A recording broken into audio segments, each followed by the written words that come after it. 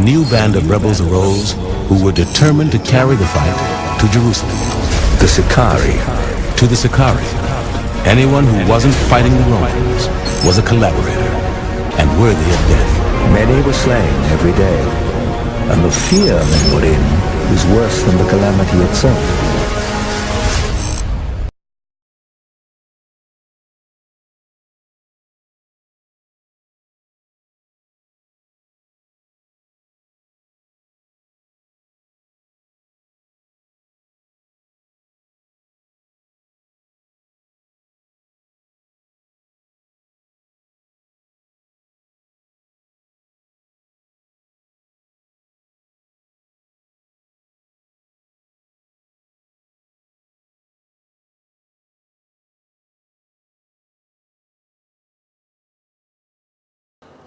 Alright, Shalom. Alright, first and foremost, all praises due unto Yahweh Ba'Shem Yahushai. Alright, this is Rayabi Bungad from the SICARRI set, and this is the second part of the 12 tribe chart breakdown dealing with the tribe of Gad. Now, this is the scriptural breakdown of the tribe of Gad. First and foremost, I want to get Genesis. Alright, and we're going to go right into it. Okay.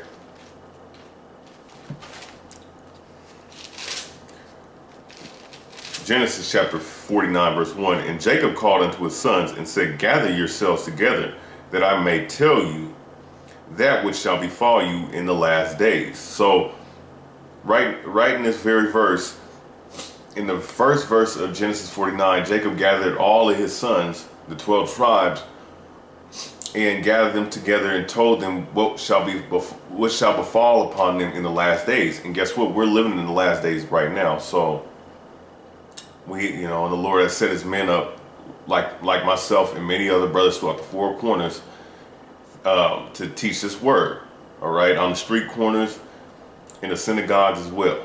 All right. So with that said, let's go ahead and go into 2nd Ezra. 2nd Ezra 13 and 40, because I want to show, and I might do in the post-production show it from a visual standpoint, from a visual aspect, showing you that the Native American Indians of North, Central, and South America came over here came over here to America, I would say about 3,000, 4,000 something years ago, all really during the 7th century BC. All right, 7th to 6th century BC, they came over here. Since that time, they dwelt over here in this land and claim it as their own. What else was I going to say? And this scripture is going to further prove that. And they came here by way of the escaping the Assyrian captivity to better keep their law. So let's go ahead and go into this scripture. 2nd Ezra 13 and 40, and this story continues the break off from the second Kings 17, the first verse all the way down, speaking of the northern kingdom when they were kicked out of Israel and when they were put in captivity by Shalmaneser of Assyria. All right, the Assyrian king. 2nd Ezra 13 and 40. Those are the 10 tribes which were carried away prisoners out of their own land in the time of Hosea the king, whom Shalmaneser the king of Assyria led away captive, and he carried them over the waters, and so they came into another land. Okay, they were put into captivity. All right. Verse 41, but they took this counsel among themselves that they would lead the multitude of the heathen and go forth into a further country where never mankind dwelt. So in the 41st verse is telling you that they will go to a land where never mankind dwelt to further keep their laws and escape the captivity of the Assyrians that had them in captivity. All right. Verse 42, that they might there keep their statutes which they never kept in their own land, which during that time the northern kingdom of Israel, which in modern day times are identified as the Native Americans and Hispanics and all the indigenous people of North, Central, and South America. All right. They came here to to keep their laws that they never kept in their own land because they started becoming idolatrous. And you can still see it to this very day, even when these Europeans, the Edomites, the so-called white people, came over here and conquered our people. It was recorded that they were still doing certain things that were idolatrous, and you can still see it to this very day. And really, all the 12 tribes are idolatrous, but especially the Northern Kingdom, dealing with the Native American Indians, the Hispanics. All right, now continuing on, verse 42. In that land where never mankind dwelt, you got to keep that in mind. I'm gonna read that again.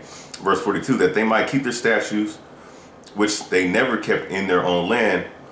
All right, so verse 43, and they entered into Euphrates by the narrow passages of the river.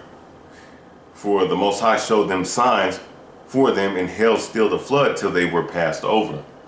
So right here, the Lord showed signs of them.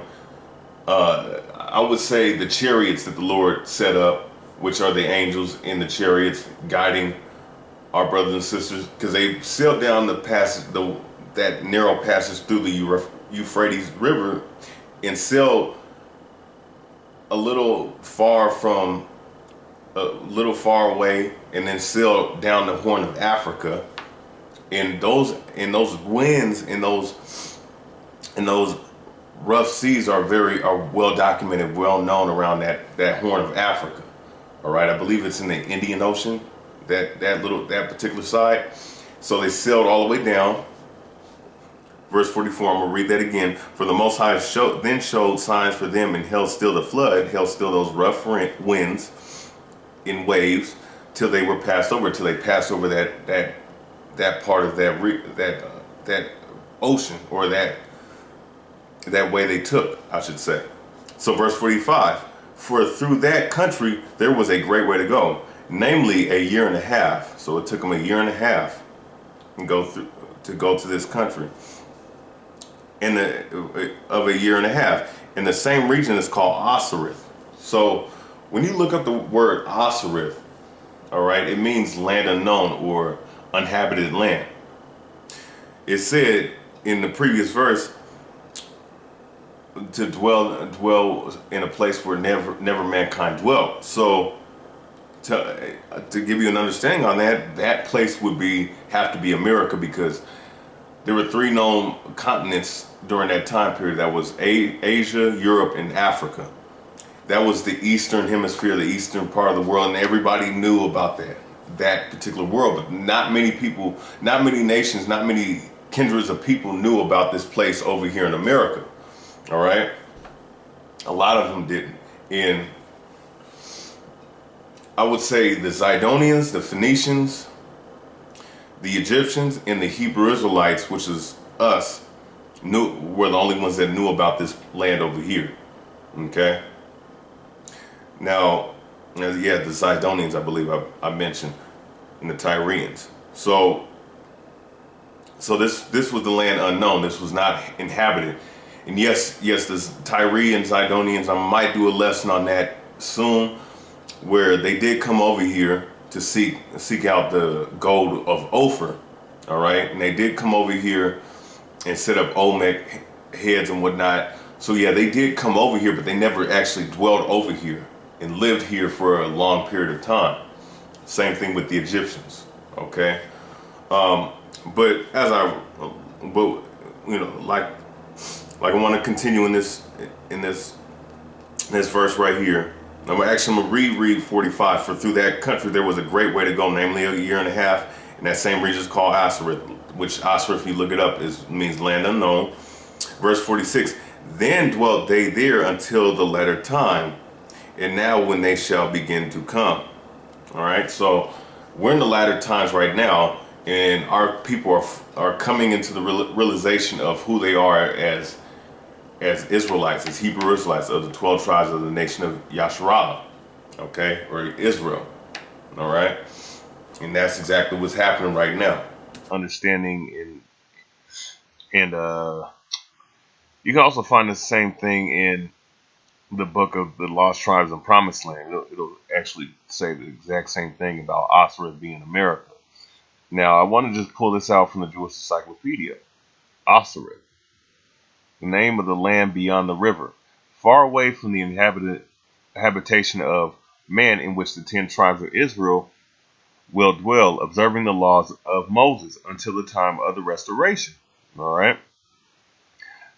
Columbus, according to 2nd Ezra 13 and 45, Columbus identified America with this land. See, Casing's Christopher Columbus, translated by Dr. C. Gross on page 15.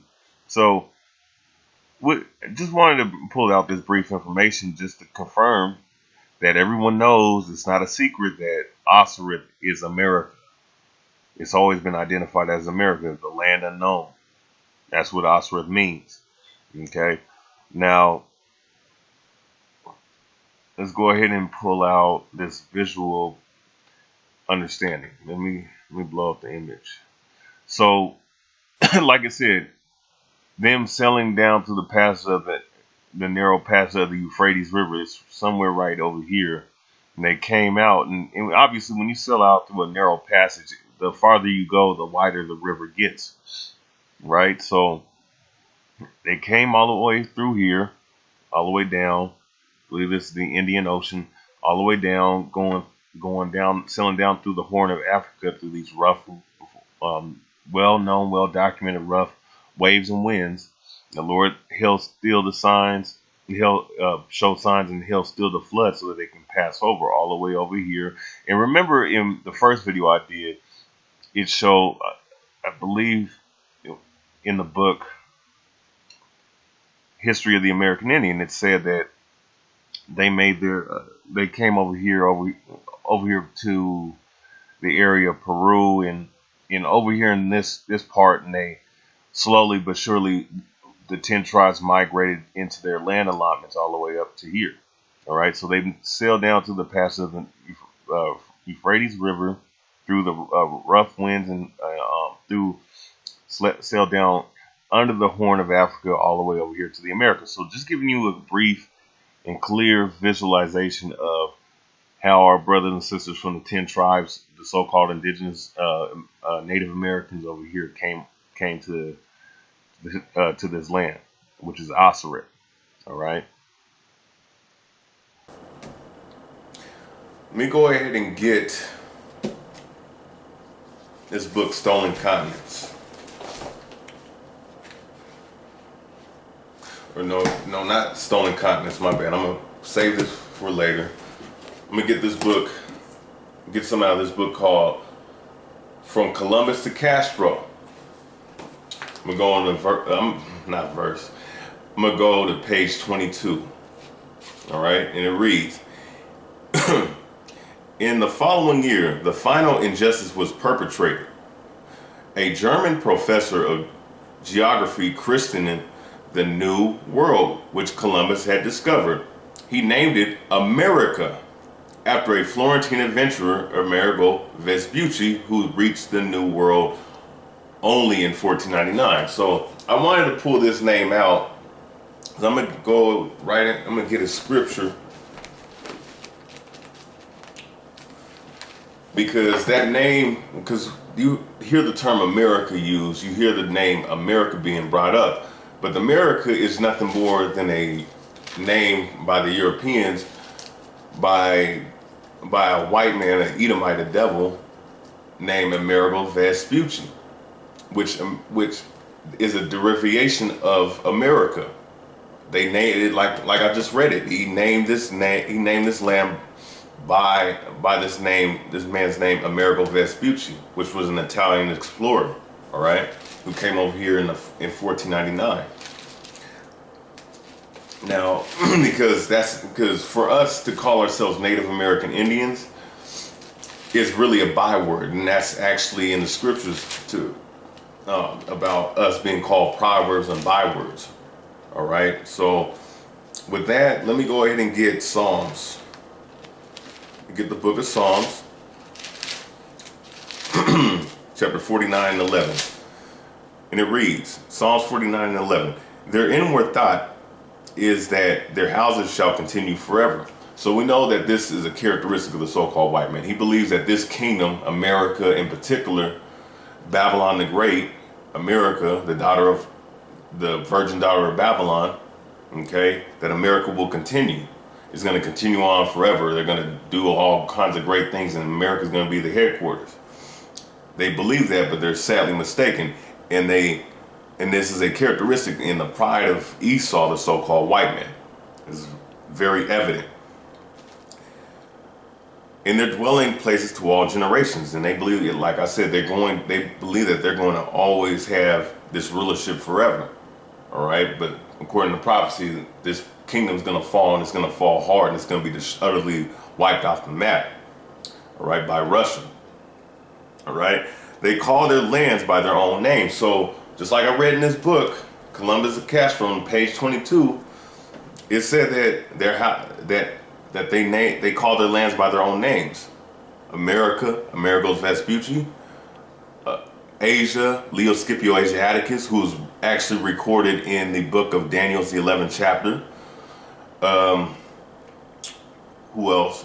Oh yeah, Leo Scipio Africanus, a Roman general who was given the name Africanus after he conquered General Hannibal of Barca during the Second Punic War, which is the reason why you have the name Africa.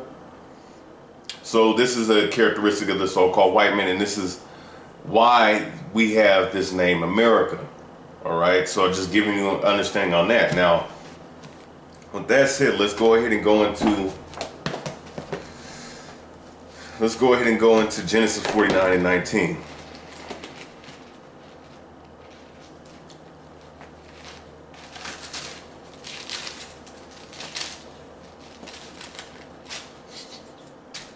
So go back into Genesis 49:19 real quick.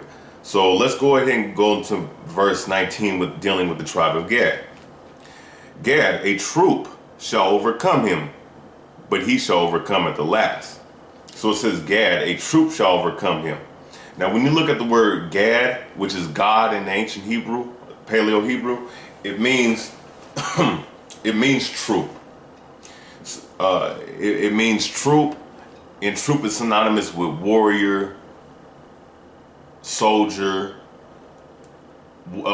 basically a warlike person. And we know that the Native American Indians pride themselves as being warriors. You look at Sitting Bull, you look at Chief Pontiac, Chief Geronimo, Crazy Horse, so on and so forth. But it says, Gad, I'm going to read that again, verse 19. Gad, a troop shall overcome him. That troop right there, when it talks about a troop shall overcome him, that's talking about the North American cavalry, okay? Because the tribe of Gad are the so-called Native American Indians. A troop shall overcome him, which is the North American cavalry, because they came over here and they did mass genocide upon our people. They use all kinds of different ways, like the Gatling gun, horseback, using horses. You know, the cavalry, the North American cavalry, they use even use other Israelites like the Buffalo Soldiers, which are the Negroes, and even the tribe of Issachar, which is so-called Mexicans, to fight against the Native Americans. You know what I'm saying? So they use many different tactics. The Gatling gun, which was one of the main ones to kill off the Native American Indians, because it was a tough fight against the natives with the different Indian wars. All right. So the troop shall overcome him, but he shall overcome at the last. So in these latter days right now, you're seeing that spirit of the tribe of Gad rising up. You see what's going on in North Dakota.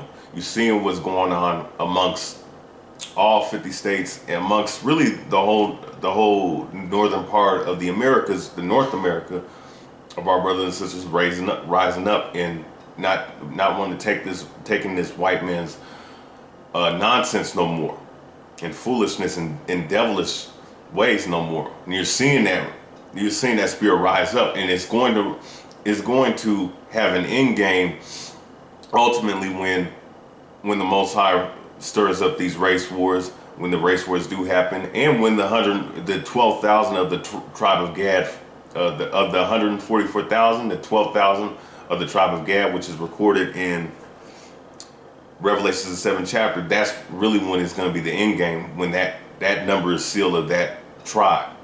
Okay? So that's what's happening right now. Now, I'm going to go into the book of Hosea, actually. I'm going to pull out a book, too, dealing with an account of the massacre of our people. Let's go ahead and go into Hosea. The book of Hosea. It's the book of Hosea 7:1. When I would have healed Israel, then the iniquity of Ephraim was discovered, in the wickedness of Samaria, for they commit falsehood, and a thief cometh in, and the troop of robbers spoil without. All right, so it says, when I would have healed Israel, then the iniquity of Ephraim, and Ephraim are the so-called Puerto Ricans of today, but Ephraim represents the whole northern tribes, which the tribe of Gad is included in that. In this verse, I might use for other different northern kingdom tribes, because that troop of robbers, I'm going to keep reading, the iniquity of Ephraim, which is the whole northern kingdom, was discovered, and wickedness of Samaria, which Samaria is also synonymous with the whole northern tribes, because Samaria is the capital of Ephraim. For they commit falsehood. They commit falsehood. Why? And the thief cometh in, the troop of robbers spoileth without. And the reason why they committed falsehood was because the northern kingdom in particular, before the southern kingdom started to do so themselves, they started worshiping other gods. They started being more idolatrous, worshiping other deities from these other nations, like the Canaanites in particular. Because a lot of the northern kingdom, when you deal with North, Central, and South America, Native American Indians, the Aztecs, Mayans, and Incas, and all the different northern kingdom tribes, a lot of these gods that they were worshiping, in particular, when you deal with the ones from Central and South America, go back to the Canaanite gods, along with the Native American, the North American Indians. Okay, but we started setting up idols and whatnot, and becoming idolatrous. That was a falsehood committed against the Lord. Okay, so it says, and the thief cometh in, and the troop of robbers spoileth without. So the troop of robbers spoileth without. And we just read that the troop shall overcome Gad. That whole troop really represents the Spanish Inquisition, conquering the people, the brothers and sisters on the islands, the Caribbean islands. The conquistadors conquering all of Central and South America, as well as the English, Dutch, and the French that came over here to North America and causing mass genocide upon the North American Indians, the tribe of Gad. Okay, and that's what I'm gonna focus right here. That was like it said in Genesis 49:19, the troop of robbers. The troop shall overcome him. It says, and I'm gonna read that last part. And the thief cometh in, and the troop of robbers spoileth without. So that troop of robbers is that North American cavalry dealing with the Native American Indians. Now I want to deal with this term forked tongue, because it was an old saying amongst our brothers and sisters, Native American Indians, so the tribe of Gad, that in particular dealing with the so-called white man. Because the so-called white man, set up over 200 something peace treaties and broke every last one of them. All right, and I'm gonna show real briefly how descriptive and how pinpoint and accurate these scriptures are in terms of the prophecy. Now, with that said, all right, forked tongue. A forked tongue is and obviously they are showing a description of a python or a serpent, snake right here, all right? Because we didn't understand the terminology of serpent and snake. Is someone that is double talking, someone that who will say something but then do something entirely different, behind your back, basically being a backstabber, all right? I'm going to go to the usage to this section in this off of Wikipedia. Uses as First Nations old cultural term. The phrase "speaks with a forked tongue" means to deliberately say one thing and mean another, or to be hypocritical, or act in a duplicitous manner. In the long-standing tradition of many Native American tribes, speaking with a forked tongue has meant lying, and a person was no longer considered worthy of trust once he had been shown to speak with a forked tongue. This phrase was also adopted by Americans around the time of the Revolution, and may be found in abundant references from the early 19th century, often reporting on American officers who sought to convince the tribal leaders with whom they negotiated that they spoke with a straight and not with a forked tongue. As for an example, President Andrew Jackson, all right, this guy right here, this murderer, told the Creek Nation in 1829. According to one 1859 account, the native proverb that the white men spoke with a forked tongue originated as a result of the French tactic of the 1690s in their war with the Iroquois, of inviting their enemies to attend a peace conference only to be slaughtered or captured. So right here, dealing with the Iroquois Nation, and this was in 1960s. This is a French tactic, and this term was sprung up from this tactic that the French used to enslave our brothers and sisters, the Native American Indians. All right, to set up a peace conference only to slaughter them and capture them. Now let's go ahead and go into the scriptures to show you how biblically accurate this is describing our enemy, the so-called white man, who is Esau, the devil that the Bible speaks of. All right. The book of Psalms, chapter 55, verse 2 and 20. He had put forth his hands against such as be at peace with him. Right? The peace conference, right? This French tactic where this term originally came from, right? Inviting their enemies to a peace conference, speaking of the Iroquois Nation, all right, which was of the tribe of Gad, so-called Native American Indians. He had put forth his hands against such as be at peace with them. He had broken his covenant, right? The French tactic originated as a result of the French tactic of the 1960s in their war with the Iroquois of inviting their enemies to attend a peace conference only to be slaughtered or captured. He put forth his hands against such as be at peace with them. He had broken his covenant. He broke many different peace treaties. He done spoke with a forked tongue and backstabbed our brothers and sisters multiple times. Verse 21, the words of his mouth were smoother than butter, but war was in his heart. All right, his words were softer than oil, yet they were drawn swords. And these scriptures right here, and obviously that's talking about them speaking smooth words, speaking kind things, but then in the back of their mind, they're thinking about how they can undermine you and overtake you and oppress you, basically. All right, and descriptively, this is exactly what happened, further proving the validity of the scriptures. All right, now I'm gonna get another scripture because the Most High, He loves us.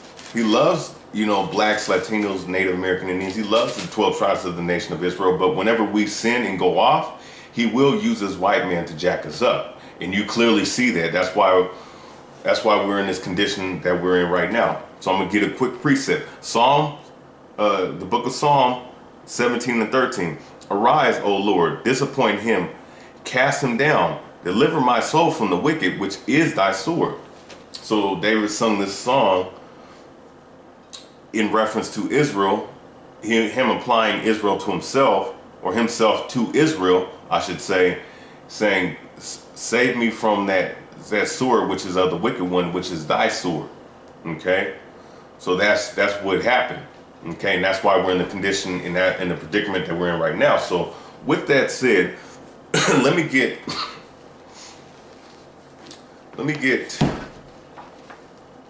the Apocrypha.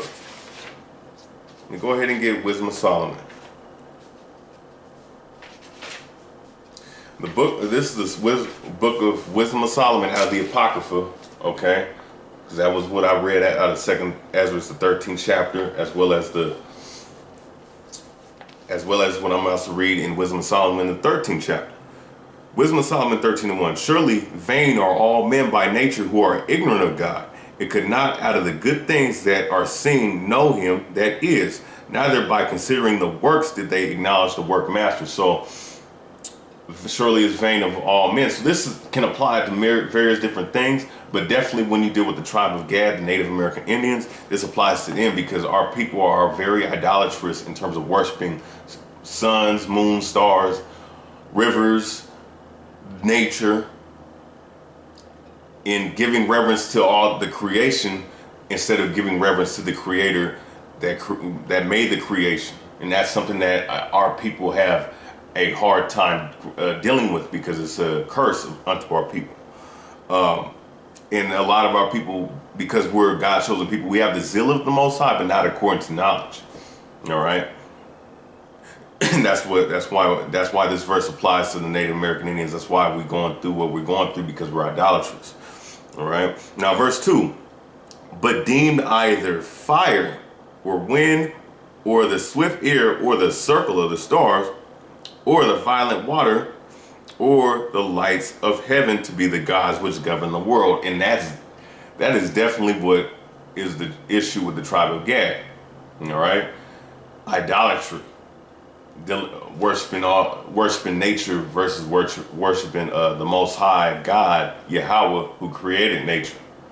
All right, and that's very evident. Now, going back to Hosea 7:1 and why we're getting jacked up, dealing with the verse of Psalms 17:13, the wicked being the sword, and why we're jacked up because of the idolatrous stuff that we go through, like I just read out of Wisdom of Solomon 13. I'm going to go and read this book out of American Holocaust by David E. Steiner. All right?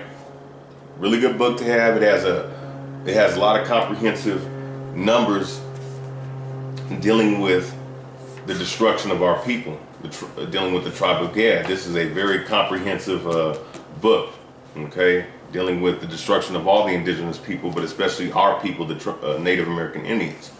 Now, I want to read, let's see, an insert out of here, out of the prologue. This is the 14th page, I believe, of the prologue. Or this is the 14th part of the prologue, and it says, in all, 352 Indians were killed in this massacre at a time when 440 towns were being entirely destroyed by government troops, when almost 10,000 unarmed people were being killed or made to disappear annually, and when more than 1 million Guatemalans, approximately 4,000 natives were being displaced by the deliberate burning, wasting of their ancestral lands. During such episodes of mass butchery, some children escape, only their parents and grandparents are killed. That is why it is reported in Guatemala in 1885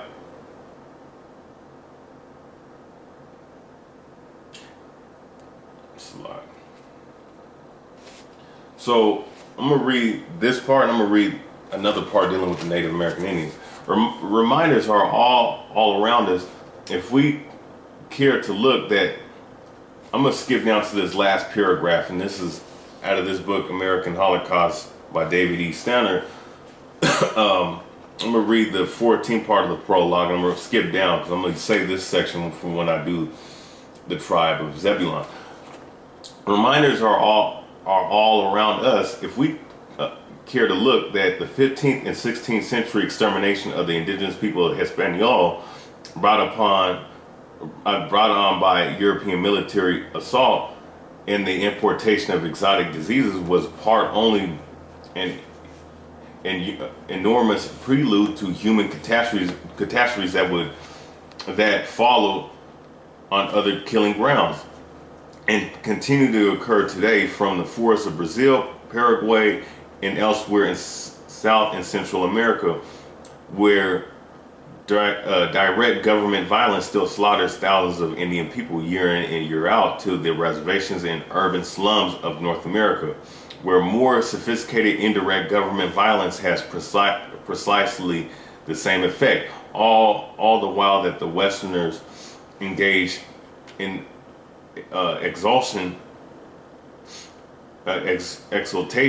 over the 500th anniversary of the European discovery of America, the time and the place where all the killing began. So I just wanted to pull out that excerpt. So this is a lot of, like I said, this is a comprehensive book in terms of dealing with what went on over here, the slaughtering and mass genocide upon our people. So I'm gonna go skip to page 119, and I'm gonna go all the way down to the last to the paragraph dealing with the Native American Indians. All right, because I want to skip to the point dealing with the tribe, what happened to the tribe of Gad, because like I said, it's dealing with a lot of indigenous slaughtering. So with that said, let's go down and actually let me read this part. Actually, I'm gonna start at page 118. All right, because this is the troop of robbers that spoiled without, and this is what they did. The European habit of indiscriminately killing women and children when engaged in hostilities with the natives of the Americas was more than an atrocity. It was flatly and internationally genocidal. For no population can survive if its women and children are destroyed. Consider the impact of some of the worst instances of modern warfare. In July of 1916, at the start of the First World War, General Douglas Haig sent his British troops into combat with Germans at the Battle of Somme. He lost about 60,000 men. All right, so it's 60,000 men. So I'm gonna skip down and I'm gonna show even more numbers, right? Actually, I'm gonna skip down to the last paragraph. All right, so it's showing you the destruction of our people. America's revered founding fathers were themselves activists in the anti-Indian genocide. George Washington in 1779 instructed Major General John Sullivan to attack the Iroquois and lay waste all the settlements around, that the country may not be merely overrun but destroyed, urging the general not to listen to any overture of peace before the total ruin of their settlements is effected. Sullivan, and you hear this is what George Washington, a lot of these damn white people, these damn Edomites, these devils, hold in high regard. This is what he instructed one of his generals, John Sullivan, to do, to go and slaughter mass and create mass genocide upon our brothers and sisters from the Iroquois nation of the tribe of Gad of the nation of Israel, Native American Indian. All right, Sullivan did as instructed. He reported back, destroying everything that contributes to their support and turning the whole of that beautiful region, wrote only early account from the character of a garden to a scene of drear and sickening desolation. The Indians, his writer said, were hunted like beasts in a war of extermination. Let me read that again. In a war of extermination. Something Washington, I'm talking about George Washington, approved of, since, as he was to say in 1783, the Indians, after all, were little different from wolves, both being beasts of prey, though they differ in shape. So right here, man, it's telling you of the great slaughter that they did upon our people, in the merciless slaughtering and killing upon our people. Now, this is the curse because we veered off and we followed our own path, but according to the scriptures, the white man's going to have to pay for that. Now, dealing with that, because that happening of this colonization of what they've done and what they're still doing to this very day has caused our people to fall under their umbrella of their doctrine, of their philosophy and doctrine, which is Mormonism, the boarding schools, serving a white Jesus. All right, and I'm gonna show you something in this book, and this is a cold book right here, Stolen Continents. All right, and I'm gonna go into page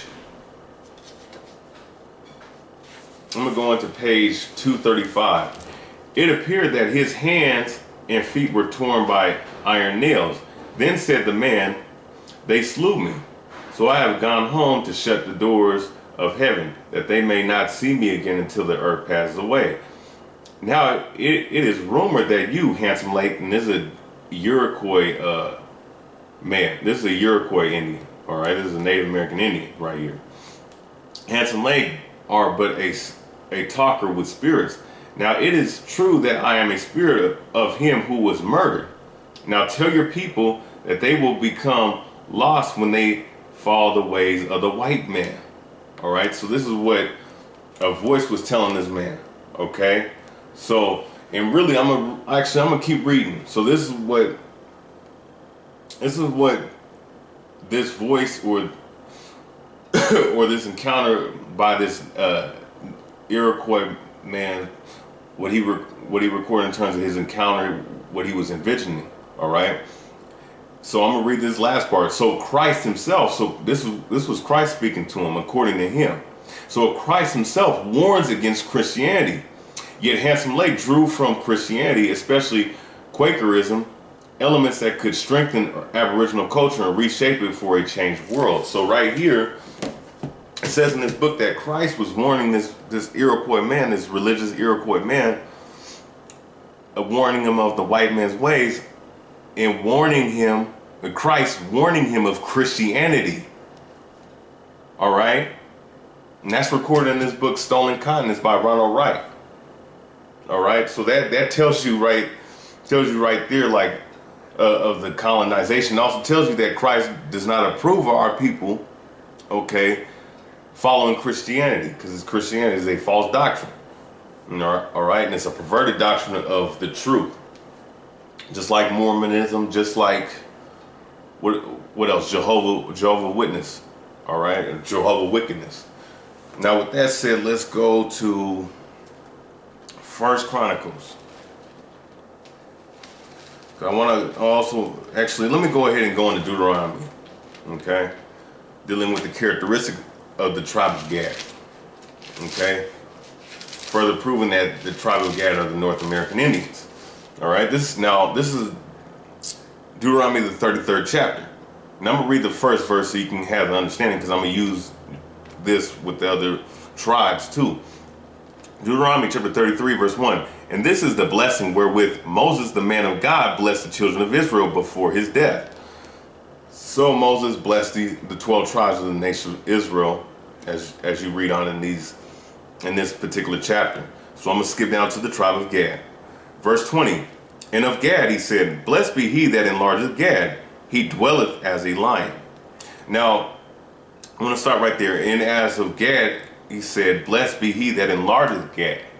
All right, so when it says he enlargeth Gad, it's talking about the enlargement of land. When Native American Indians, when the 10 tribes of Israel, the northern kingdom, came over here, Gad, the tribe of Gad, when you deal with the land allotment, North, Central, South America, these particular lands section off like that. North America is larger than both South America and Central America, because when you deal with North America, North America has not only America as it's known to this very day, but also to Canada and Alaska. So that whole land was the land that was inhabited by the tribe of Gad. All right, of all the other 10 tribes, they had the largest land allotment. So that was a blessing that they would have until eventually the coming of the so-called white man, Esau, okay, over here to the Americas. Verse 20, and of Gad he said, blessed be he that enlargeth Gad, he dwelleth as a lion. All right, so when it says he dwelleth as a lion, that's talking about the fact that the tribe of Gad has a warrior-like spirit, because the tribe, it's actually a twofold definition right here. He dwelleth as a lion, meaning that he has a heart and he's a warrior-like spirit, just like a lion is, right?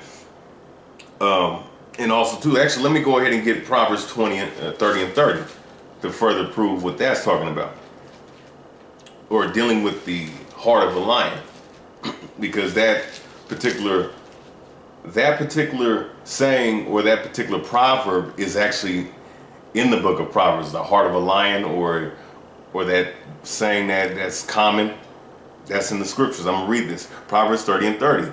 A lion which is strongest amongst beasts, it turneth not away for any. So according to this, man, according to the Bible, the lion is strongest among beasts and turneth away from no other creature. All right, and then that's the truth. You know what I'm saying? The lion has a great heart, so it's likened, the tribe of Gad likened to a lion, to a warrior-like spirit. Now, also too, when you deal with a lion deals with ambush type tactics. It's an ambush predator. What were the Native Americans known for? That guerrilla warfare, having that great guerrilla warfare tactics. And when you deal with the French and Indian War, that was one of the greatest displays of guerrilla warfare tactic of the Native American Indians by far of any of the other wars they had with America or with any of these other European nations. All right, because they would communicate. They knew how to communicate with the animals to ambush these troops. They knew how to blend in with the environment, putting on war paint, putting on different things putting on different apparel to make themselves to blend in with the environment. They knew how to navigate through. They were quick. They knew how to navigate through the forest. Knew how to navigate through the land and terrain. That was their blessing. That was their skill. So that them being a lion and a lion being a ambush predator is just like how the Native American Indians are a great ambush, using great guerrilla warfare and ambush type tactics in their guerrilla warfare. So with that said, let me continue on. And he teareth the arm with the crown of the head. So it said he teareth the arm with the crown of the head. What is that talking about? It's talking about them dismembering. All right, when it says he teareth the arm, it means he's just all in all dismembering you, as well as he teareth the arm with the crown of the head. And the crown of the head is this, your top head. All right, so this is the crown of the head right here. Okay, what is that talking about? That's talking about scalping. All right, so this is something that the Native American Indians were known for. Now, just to make it clear, the Native American Indians were not the first ones to scalp, to start that scalping tactic. It was originally the so-called white man's tactic when they were using that against our brothers and sisters.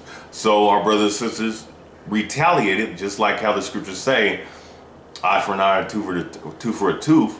In regards, you know what I'm saying, that's in regards to your brothers and sisters, but using that same mentality against their enemy, the so-called white man, he used that and scalped them and used that to scalp them back. Okay, and they became even more known for it. All right, dismembering and scalping. So this is what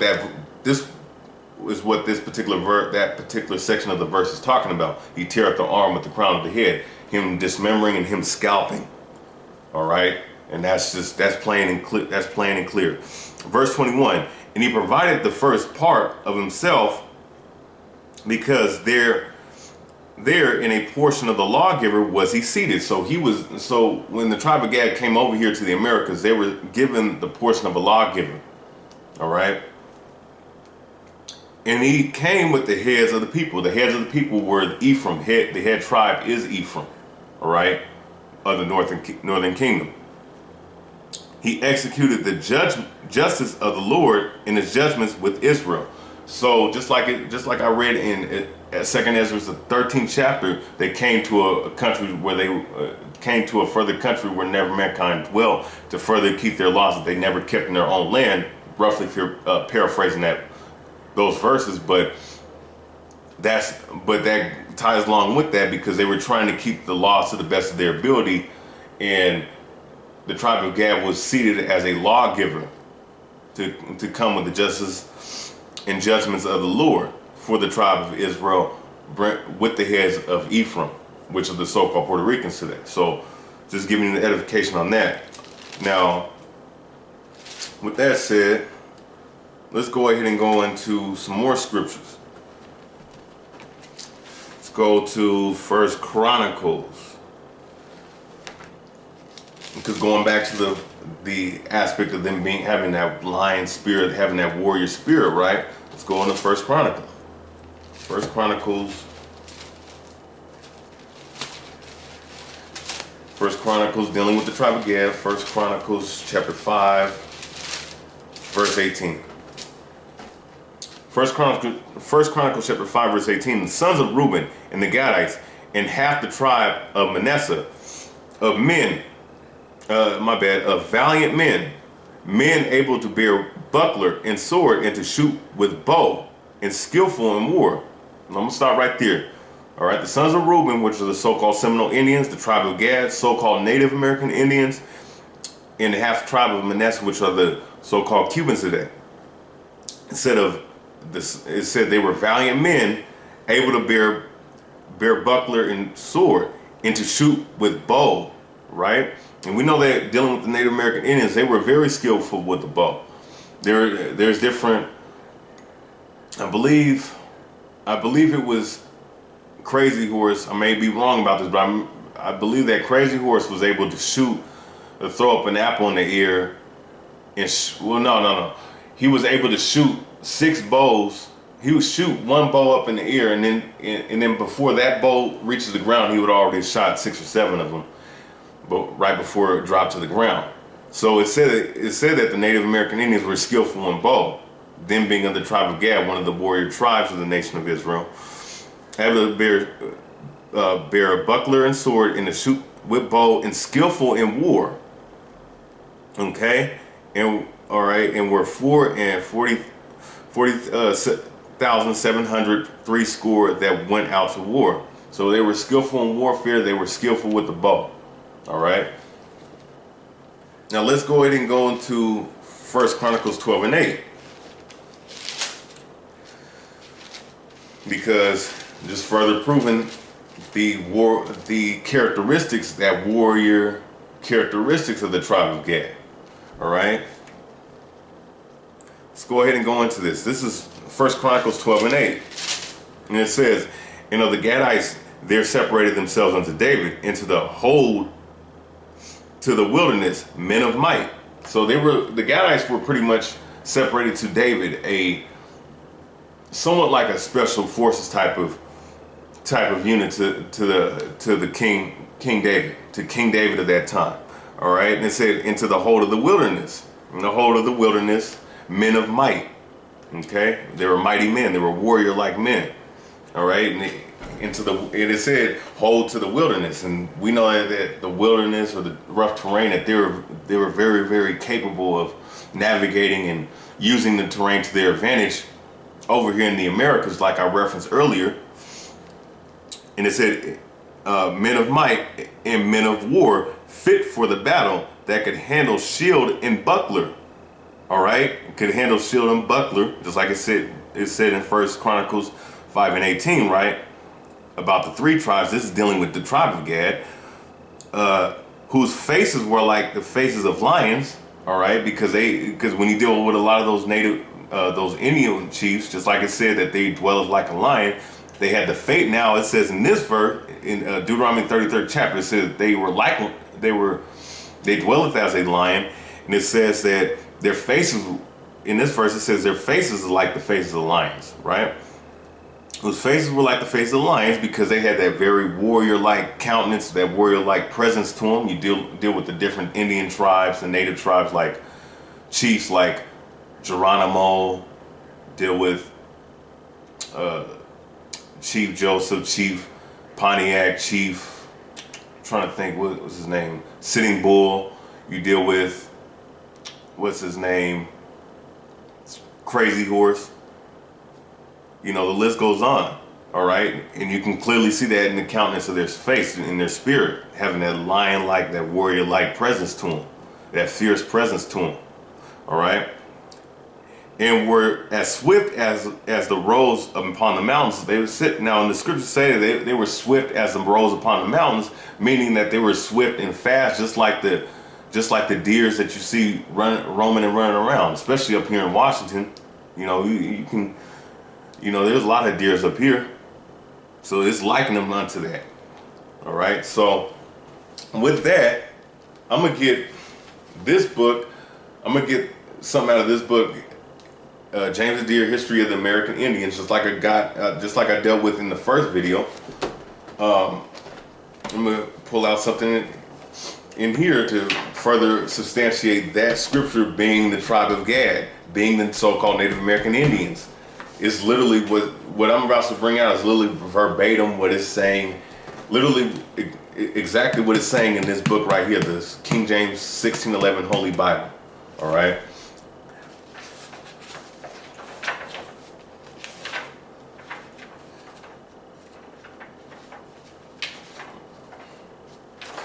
All right, so this is page 7. No, my bad, page 6. I'm gonna skip down to the second paragraph. The men are expert in use of firearms. So this is James Adair describing the Native American Indians. The men are expert in the use of firearms, right? So it said the men are expert in the use of firearms, right? So let me go back into this. I'm gonna show how cold and how accurate the Bible is in describing who these tribes are and where you cannot get around it. And if you're trying to get around it, you got a demon on you. Just throwing that out there. But with that said, let's go to so the men are expert in the use of firearms, in shooting the bow and throwing the feather dart and tomahawk into the flying enemy. All right, so it said, and the Gadites were separated themselves unto David into the whole of the wilderness, men of might. All right, and men of war fit for the battle that could handle shield or buckler. Right, so it's similar right here, and it says, and actually I'm gonna actually, Salaki, I might be jumping around, but just further proving.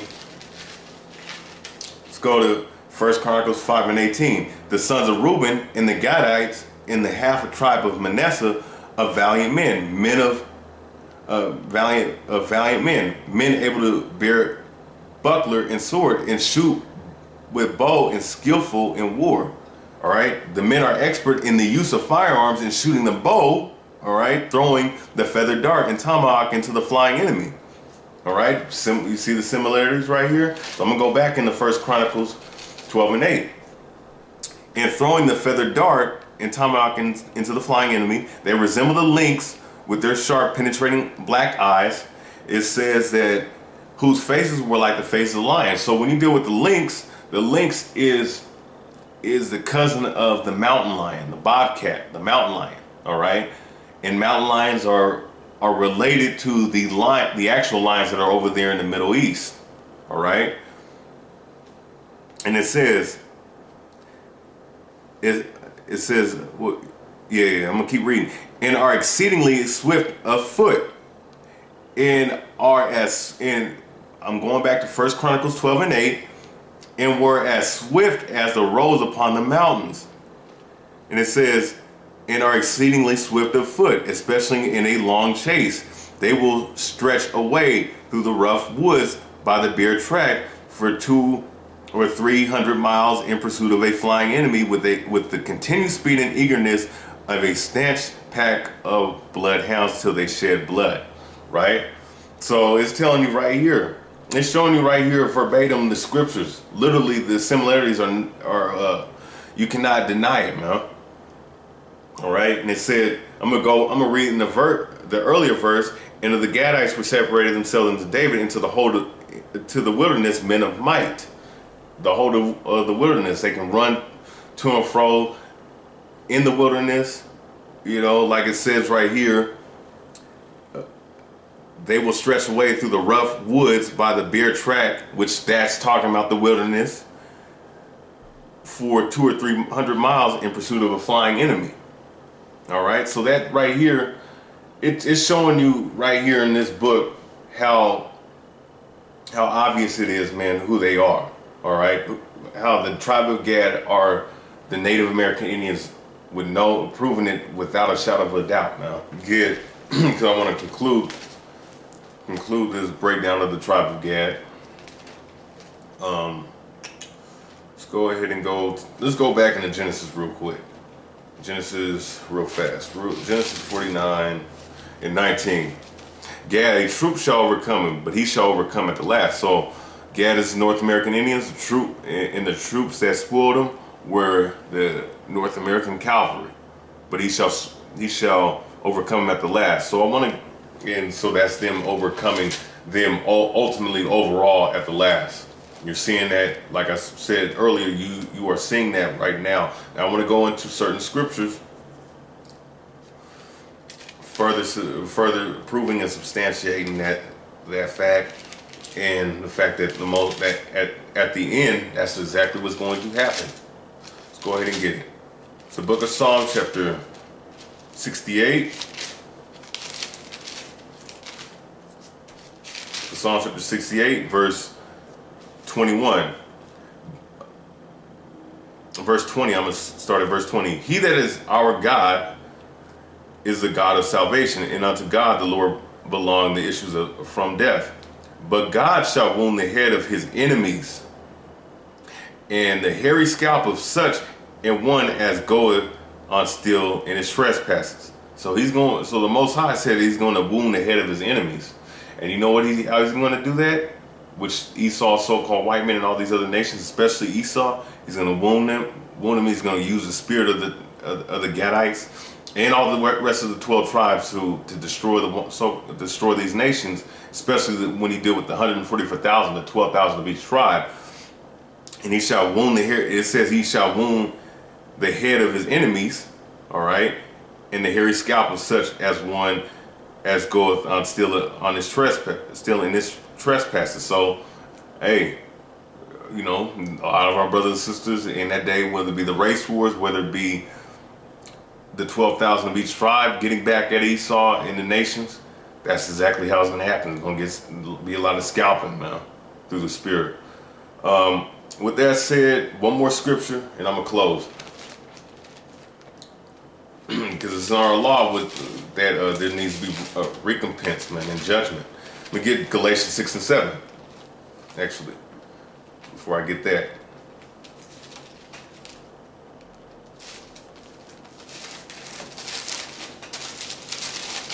This is Galatians chapter 6, verse 7. Be not deceived, God is not mocked. For whatsoever a man soweth, that shall he also reap. So guess what? There's been a lot of rape, rob, and pillage and destruction upon our people. So it's going to be reaped upon these other nations, especially the so-called white man Esau, who is the devil, who's going to be destroyed and put in slavery. So with that, read this last verse, Numbers 35 and 33. So ye shall not pollute the land wherein ye are. Her blood it defileth the land, and the land cannot be cleansed of the blood that is shed therein, but by the blood of him that shed it. So guess what? According to this verse, according to this law, this land that we're standing on right here, which is North America, which was owned by our Native American brothers and sisters, all the Negro and Native indigenous blood that's been spilled upon this land is going to be required at the. And with that said, I want to say Quam Gad, which means rise of the tribe of Gad, rise. Quam Yasharallah, which means rise Israel, and Yahweh Shemel Shabrakathan to all the brothers and sisters in this truth, and the priests, prophets, and elders in this truth. Hopefully, brothers and sisters, we're edified until next time, to the next breakdown. This is Rai Abi Bangah from the SICARRI said, and Shalom.